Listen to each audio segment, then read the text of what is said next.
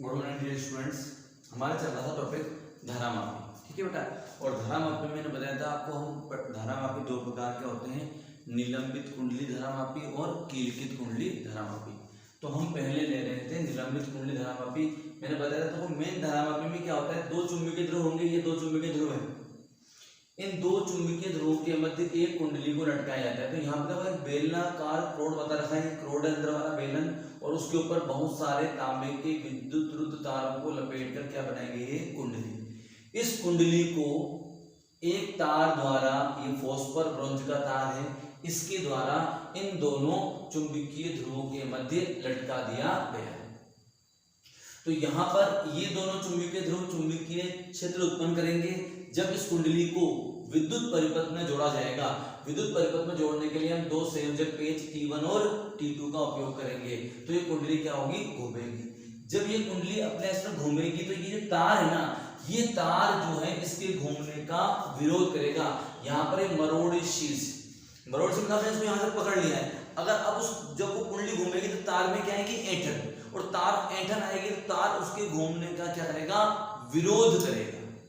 ठीक है। तो इस विरोध, वो जो विरोध करेगा उससे जो कुंडली पर विद्युत धारा के कारण बल आघूर्ण कार्य करेगा। विद्युत धारा के कारण कार्य करने वाला बल आघूर्ण आप जानते हो, बी ना साइन थीटा पढ़ चुके हैं। अब क्या होता है, एक छोटी सी बात आप समझिए कि हम इस तरह से समझिए, आप इसको इस तरह कुछ कंसेप्ट यहाँ बनेगा कि ये अवतलाकार ये कुंडली है और हमने यहाँ अवतलाकार ध्रुवखंड लिए हैं। तो ये अवतलाकार ध्रुवखंड क्षेत्रफल सदिश के हमेशा क्या आएंगे, लंबवत आएंगे। तो जब अवतलाकार ध्रुवखंड लेते हैं तो थीटा का जो मान है ना, वो हमेशा कितना मिलेगा हमें, 90 डिग्री। आज हम ले रहे हैं कार्यविधि से स्टार्ट कर रहे हैं। तो थीटा बराबर 90 डिग्री होगा तो टो बराबर कितना आ जाएगा, टो बराबर आ जाएगा BINA। जब इस कुंडली में हम विद्युत धारा प्रवाहित करेंगे तो हम पढ़ चुके हैं कि जब भी कोई धारावाही कुंडली चुंबकीय क्षेत्र में रखी हुई हो तो उस पर बल आघूर्ण कार्य करता है बिना साइन थीटा। अब यहाँ अवतलाकार ध्रुवखंड होने पर हम यहाँ थीटा का मान कितना लेंगे, हमेशा 90 डिग्री, और साइन 90 का मान कितना होता है, एक। तो ये बल आघूर्ण आ जाएगा टो बराबर बीना। आप समझ गए होंगे।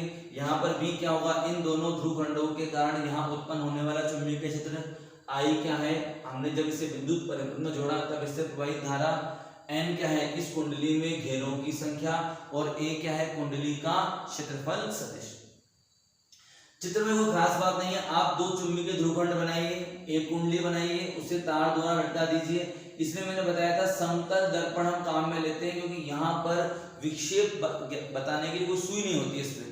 इस धारामापी में हम लैंप दर्पण स्केल, हम पढ़ेंगे आगे, लैंप दर्पण स्केल व्यवस्था से हम क्या ज्ञात करते हैं, हम लैंप दर्पण स्केल व्यवस्था से इसमें विक्षेप ज्ञात करते हैं, वो भी हम देखेंगे। तब ये समतल दर्पण काम में आएगा।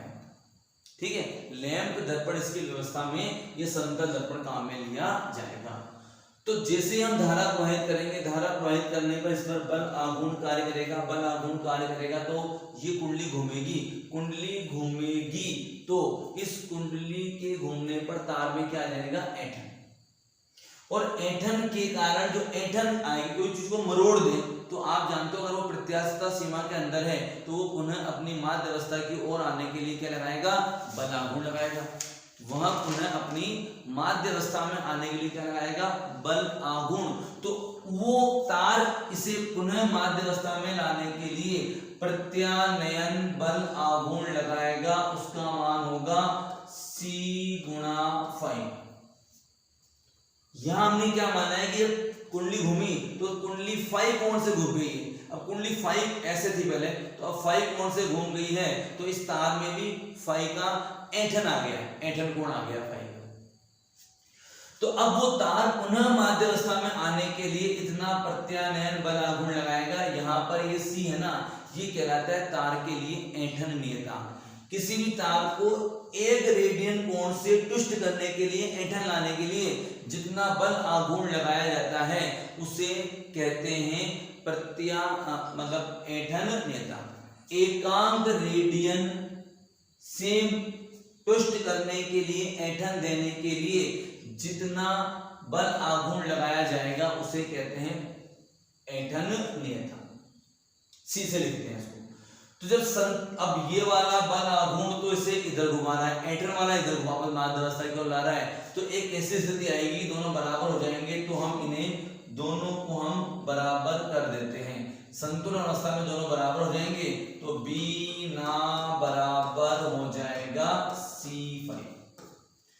तो यहां से आप देख सकते हैं कि I इक्वल टू क्या आ जाएगा, C अपॉन बी एंड ए गुणा फाइव। आप देख सकते हैं दिए गए गैल्वेनोमीटर के लिए C तार का ऐंठन नियतांक, जो फॉस्फर ब्रोंज का मेटल का आपने तार लिया है उसका ऐंठन नियतांक, B चुंबकीय क्षेत्र की तीव्रता, N कुंडली में घेरों की संख्या और A कुंडली का क्षेत्रफल, ये सभी कांस्टेंट राशियां हैं। तो अतः हम कह सकते हैं कि कुंडली से प्रवाहित धारा उसमें विक्षेप के उसके ऐंठन के समानुपाती होगी, तार में ऐंठन के समानुपाती होगी, इसी को बोलेंगे विक्षेप।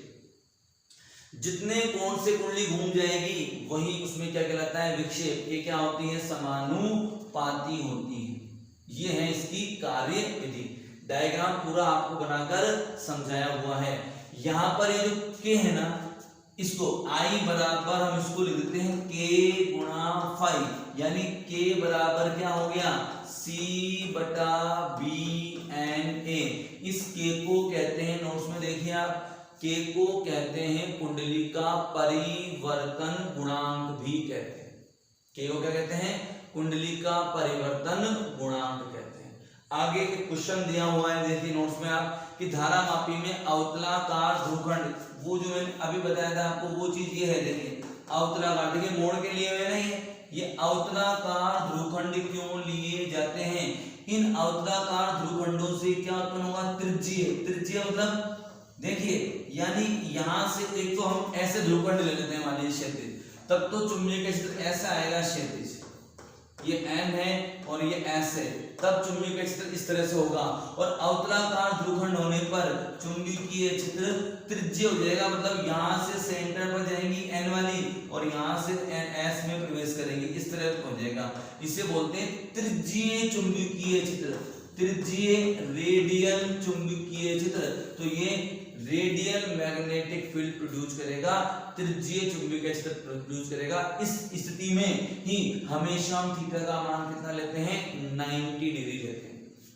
इसीलिए हम क्या लेते हैं, अवतलाकार ध्रुवखंड लेते हैं, जिससे त्रिज्यीय चुंबकीय क्षेत्र उत्पन्न हो और हमेशा B सदिश और A सदिश के मध्य 90 डिग्री का कोण प्राप्त हो जाए। ठीक है बेटा, अगली बात देखिए, ये इसकी कार्य विधि होगी, बड़ी सिंपल है। ये वाला फॉर्मूला बीना बराबर C5, ये याद करना है वैसे आपको। बीना इक्वल टू क्या हो जाता है, C5।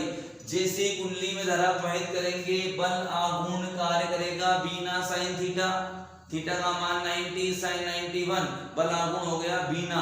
अब ये बल आघूर्ण इस कुंडली को मोड़ रिवॉल्व करेगा, उस पर बल आघूर्ण आएगा, तो उस तार में क्या आएगी, ऐंठन, वो घूमने का विरोध करेगा, तो वो ये होता है। जब संतुलन अवस्था आएगी दोनों आपस में बराबर हो जाएंगे।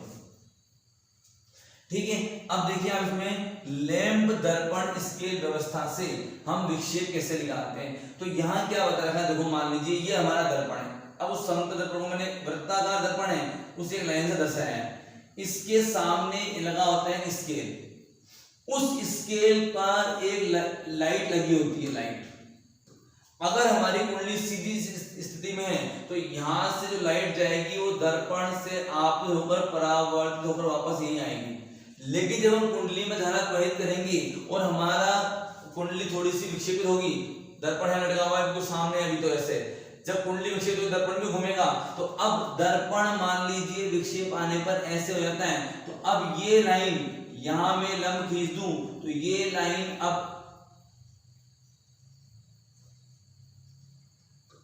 ये दर्पण हो गया, ये अभिलंब हो गया, तो अब ये लाइन ऐसे यहां पर ऐसे आएगी। जब दर्पण घूम जाएगा, अगर दर्पण सीधा है तो आपतित किरण परावर्तित किरण, दर्पण घूम गया तो ये आपतित किरण और ये परावर्तित किरण, ये अभिलंब हो गया ऐसे ऊपर। तो अगर दर्पण फाई कोण से घूमा है, दर्पण अपनी पहले वाली स्थिति से फाई कोण घूम गया है, तो फाई आपतित का, फाई परावर्तित किरण, आपतित किरण परावर्तित किरण अभिलंब से समान कोण बनाती है, जानते हो परावर्तन के नियम। तो ये कुल मिलाकर ये प्रकाश किरण अपने यहाँ से 2 फाई कोण से घूम जाएगी। अगर दूरी क्या मानी हुई, देखिए हमने ये वाली दूरी तो मानी हुई है स्मॉल डी, और ये दूरी मान लीजिए कैपिटल डी। यहाँ पर ये ना मानकर आप इस दूरी को मान लीजिए कैपिटल डी। तो कोण बराबर क्या होता है, चाप। चाप तो हो गया डी का, ये वाला हो गया चाप। कोण पूरा कितना हो गया 2 फाई। कोण बराबर चाप बटा त्रिज्या। इस सूत्र से हम क्या निकाल लेंगे, हम ज्ञात कर लेंगे कि कुंडली अपने क्षैतिज से जब धारा प्रवाहित तो कितनी घूमी है, ये पता कर लेंगे। क्योंकि कैपिटल डी का मान तो फिक्स रहेगा, हमें मालूम रहेगा। अब यहां से जो लाइट प्रकाश किरण जाएगी, वो प्रकाश किरण यहां से टकराकर इधर आएगी, तो यहां पर ये स्केल है, इस स्केल पर कितनी दूरी पर प्रकाश बिंदु बन रहा है। ये डार्क रूम का एक्सपेरिमेंट है, अंधेरे कमरे में किया जाता है एक्सपेरिमेंट। तो यहां से प्रकाश किरण जाएगी, वो यहां आकर क्या उत्पन्न करेगी, लाइट स्पॉट से लेजर लाइट। अंधेरे कमरे में लेजर लाइट जलाएं तो सामने वाली दीवार पर जिस पे भी जलाएंगे वहां पे छोटा सा प्रकाश बिंदु बनेगा। तो वैसे यहाँ क्या बन जाएगा, एक प्रकाश बिंदु बनेगा। तो यहां से इसकी दूरी मीटर पैमाने पर रीडिंग ले लेंगे। तो स्मॉल डी हमें मालूम है, कैपिटल डी हमें मालूम है, तो हम फाई का मान ज्ञात करेंगे। तो ये जो निलंबित कुंडली गैल्वेनोमीटर होता है, धारामापी होता है, इसमें कोई सुई वगैरह नहीं होती है, ठीक है। इसमें विक्षेप हम किससे ज्ञात करते हैं, लैंप, दर्पण, स्केल व्यवस्था से ज्ञात करते हैं। तो आज हम यही तक ले रहे हैं कि लिखित कुंडली गैल्वेनोमीटर की बनावट कल हम लेंगे। Okay dear students, thank you.